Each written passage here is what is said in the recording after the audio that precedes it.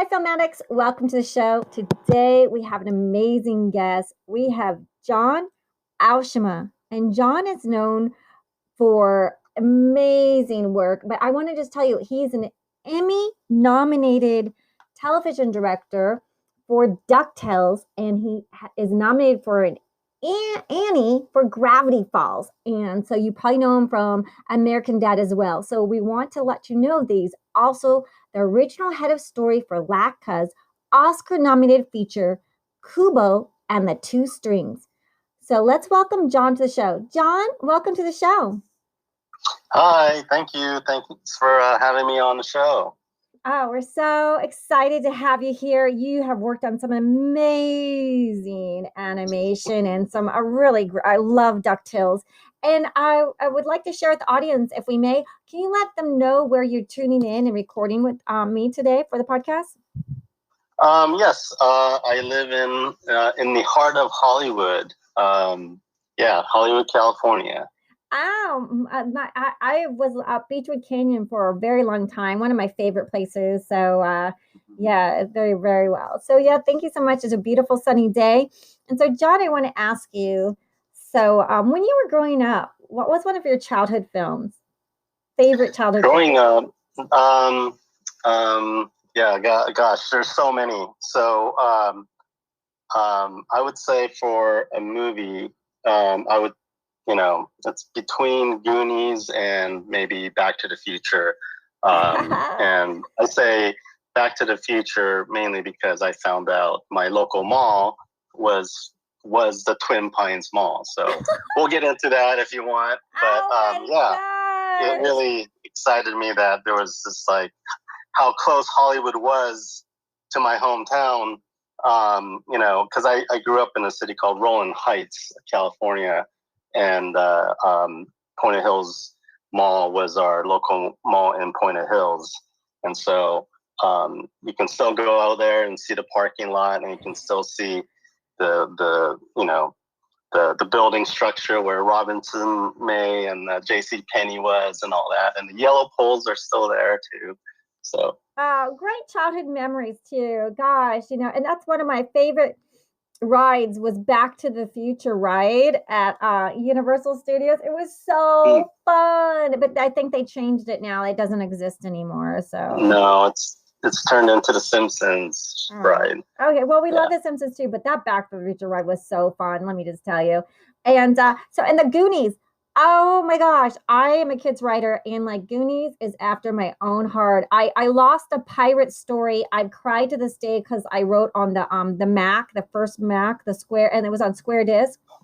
And I didn't know how to convert it, and then I had the Square Disc, and my mom had a estate sale, and they just threw everything away or didn't even let me know. So that my pirate story. So I'm like, I hope I can reinvent that pirate story. But the Goonies, man, that was the best movie ever.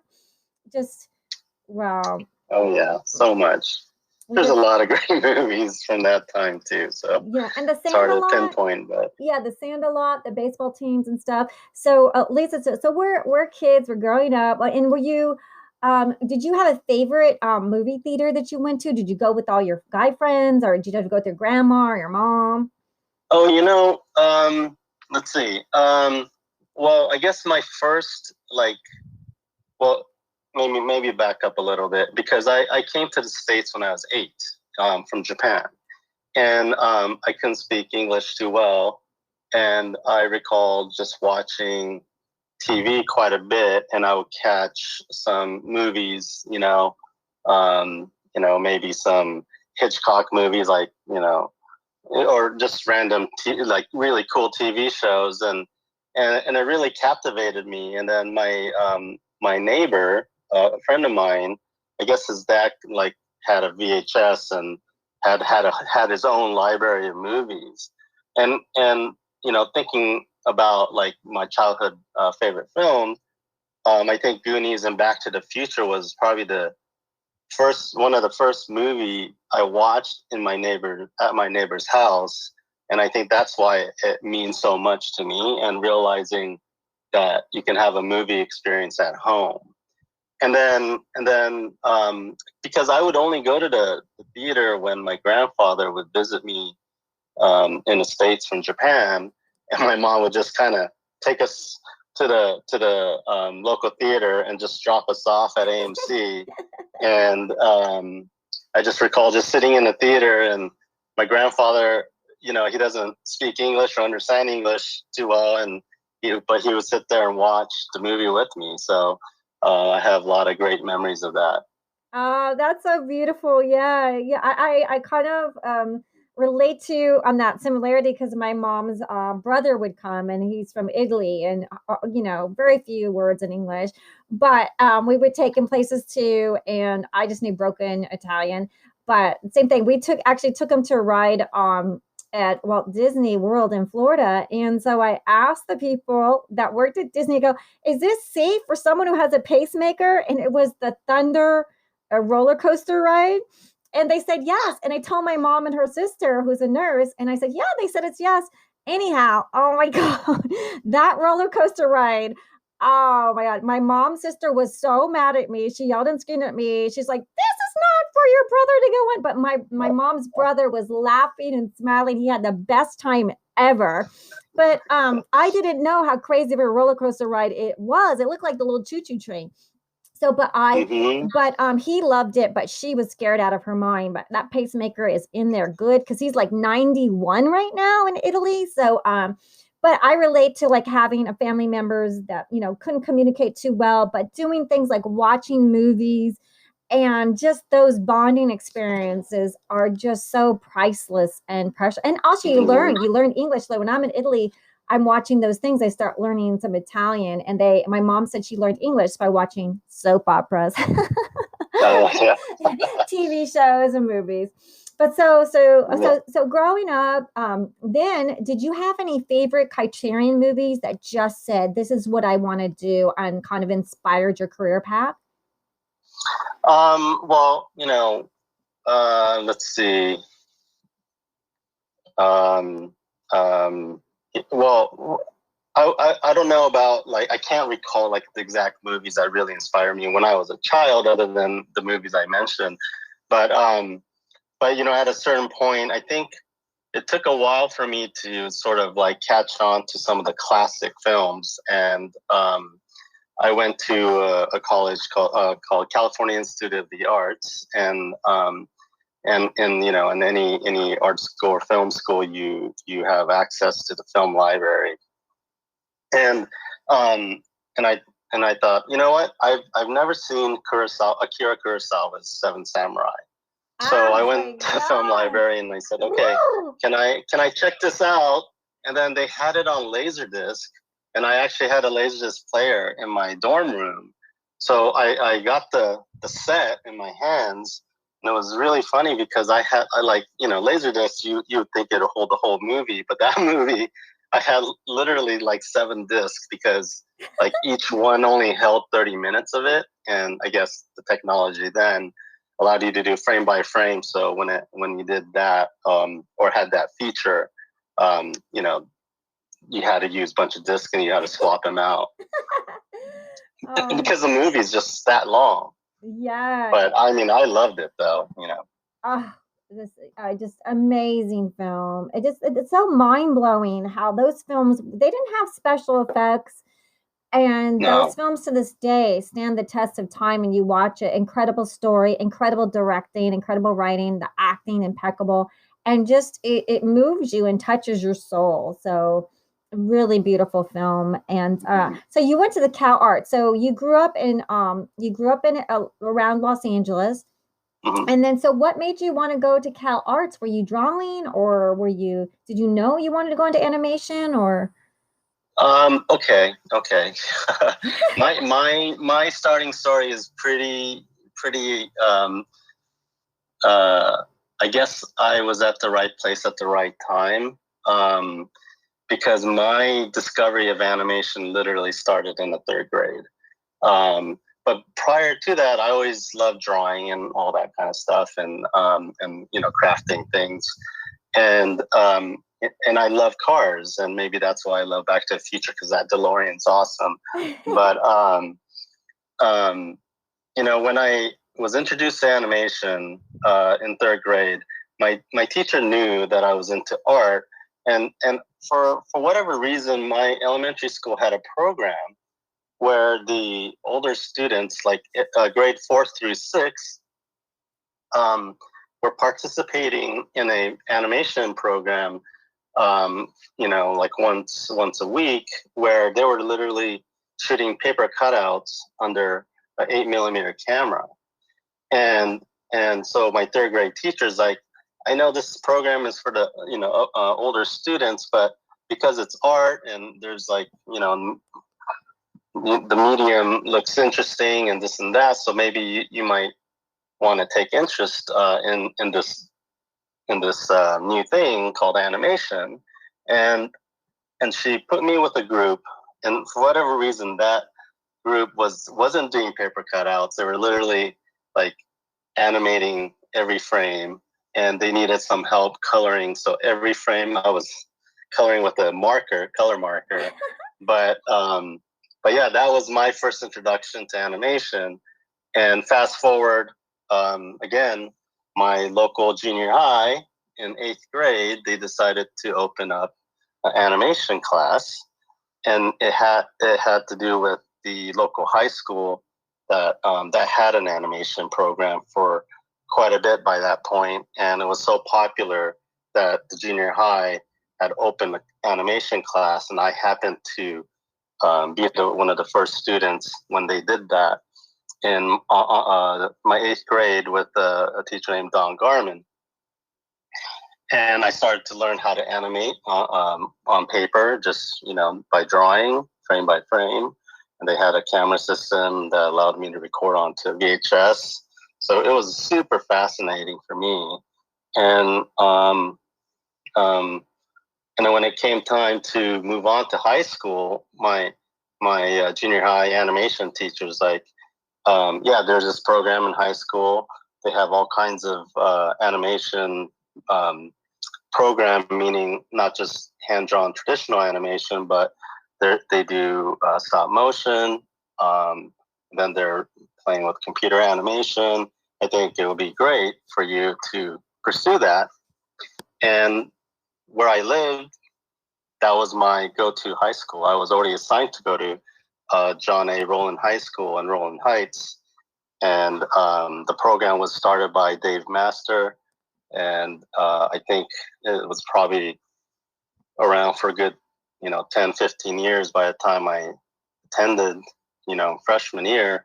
And I was just completely blown away. By that point, they had alumni that were doing professional work.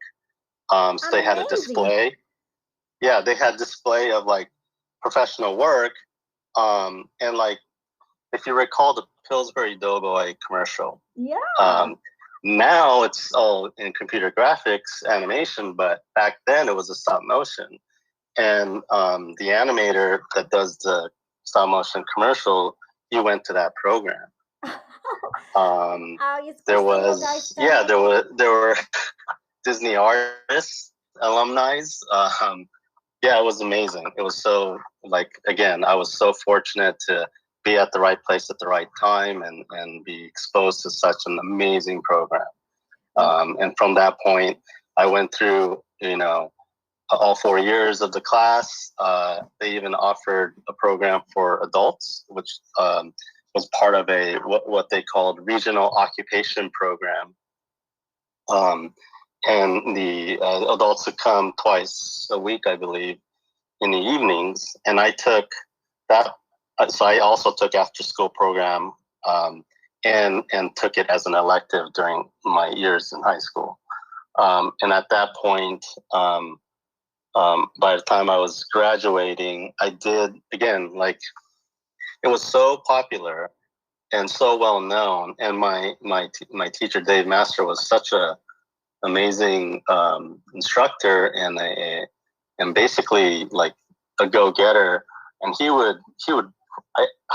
must have cold called a bunch of executives and studio people on his own and made contacts and even like animation legends and this and that, and just kind of really promoted the program and what he was doing.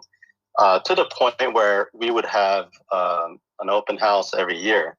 The students would decorate the classroom and invite not just the local, people and parents of the students, but professionals to come and actually see the work that the students were doing. And like animation legends were walking through that program. Like Chuck Jones came through, some Disney animators and executives, and just different, well-known people from all over the studio. Wow. And so that exposure really allowed, and I think that's what it was that he had set up that allowed that there were, some talent in the program, and they were able to, find a way into contacting studios, just get in the door, really. And it was up to us to, pursue that and really work hard to really earn our role through whether it's training program or internship, or some people would get jobs like right into The Simpsons from that program. That is incredible and amazing that you had this fantastic teacher in you said elementary school, then you had another teacher in high school that, like, I think this was your destiny, because it's just like you said, right place, right people that nurtured your passion, that you had a passion and affinity to animation. And I never went to a school that had anything for the arts, like nothing at all, nothing at all. My only out was like trying to win a scholarship to get into college, and it was really difficult. So wow, to have those, I think it's important that, because like the number one things that our audience is learning is that to finding those mentors that like nurture and coach you and share their love with you. Like what a loving teacher. And like you said, he called all those executives to come to class, and that must have been fantastic to see these legends, like you said, come to your class. What was his name? Chuck? You said Chuck Jones. The famous Chuck Jones, Bugs Bunny, and wow, the Looney Tune. What do you want, Maestro? I don't know what you want to call him. It's just, it's amazing. So then you finished your program, and then you went to the Cal Arts, which is a very difficult, a very, very hard school to get into. So you got into the Cal Arts, and that's where you started studying did you study obviously animation then? Right.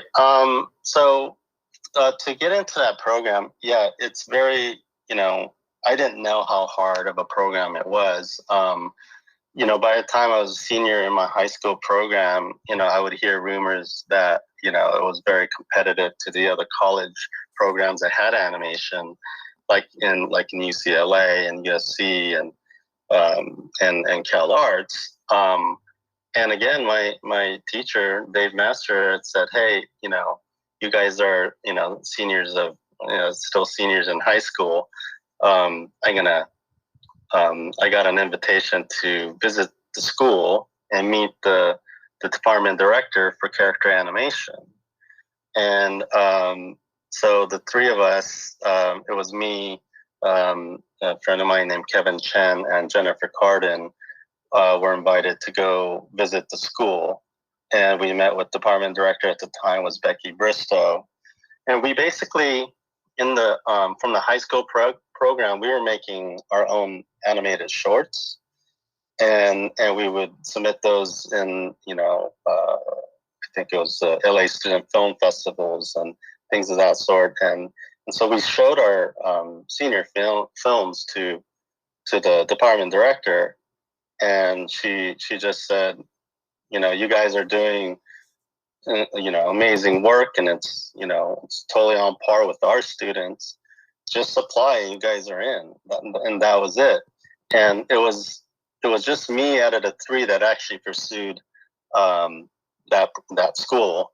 My friend Kevin decided to go to Art Center to pursue illustration and concept design, and the other student, Jennifer Carden, she actually got a position at Warner Brothers Animation, just out of the high school program. Wow, that's incredible. She went to Warner Brothers Animation immediately from your teacher being a lover of the arts and made this high school program like almost a master's college level that prepared you guys so much were got those positions. Like you said, I really believe some people are really lucky. Like the people come on the show, they just said, I'm incredibly lucky. It was right place, right time. And it seems like some people are just meant to have these careers while other people are just trying and trying and trying. And I don't know if it's their luck or their karma or whatnot, but it's like there's a lot of people that just don't get in. And a lot of people ask, like, how do you get in? And I'm like, well, just listen to the people and just keep working on your art. Just keep working on your art. One day it can happen. We're not on the same journey.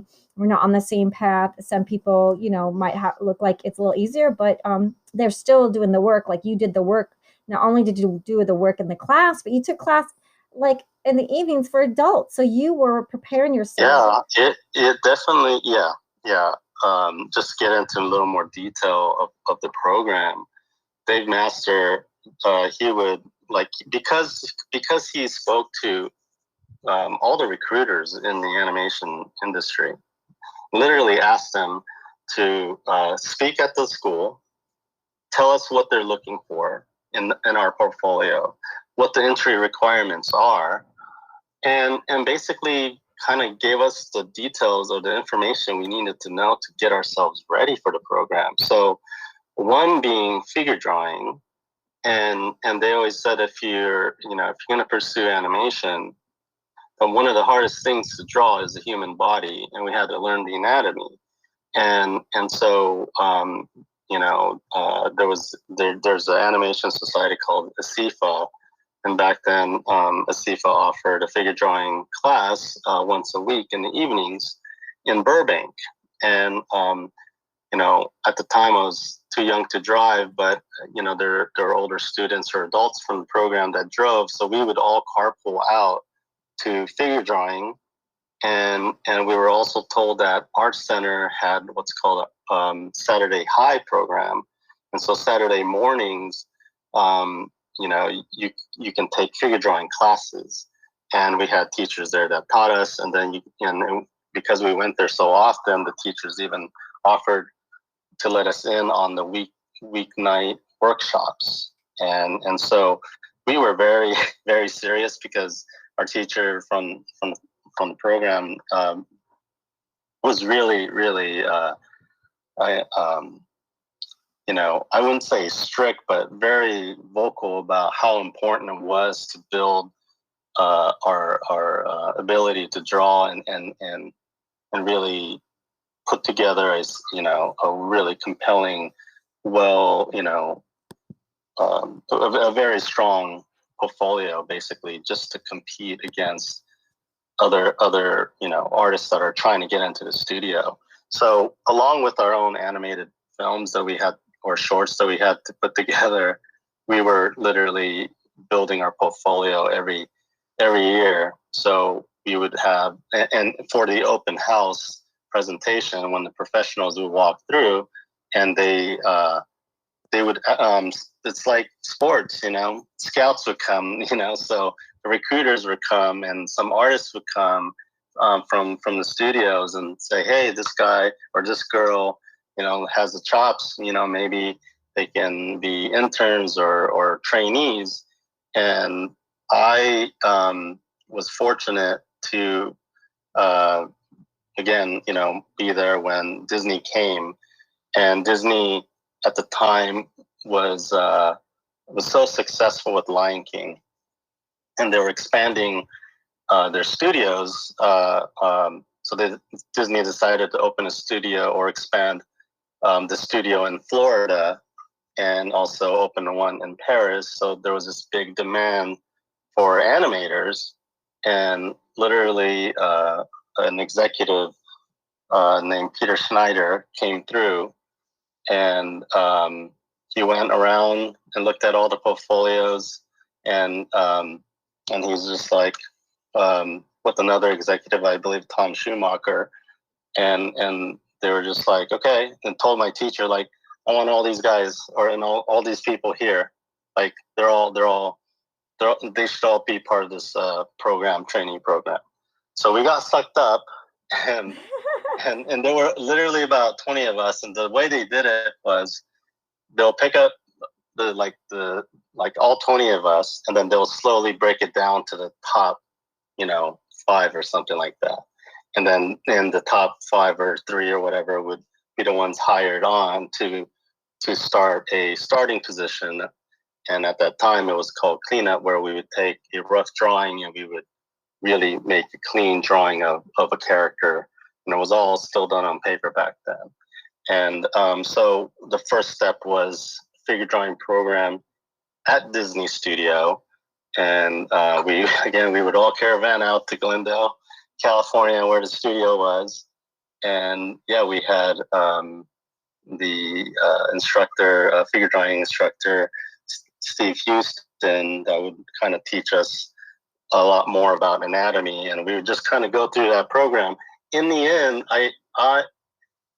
this girl Jennifer Carden and I were disqualified because we were actually still juniors in high school, and they needed someone that was like that can take the job if they're of age.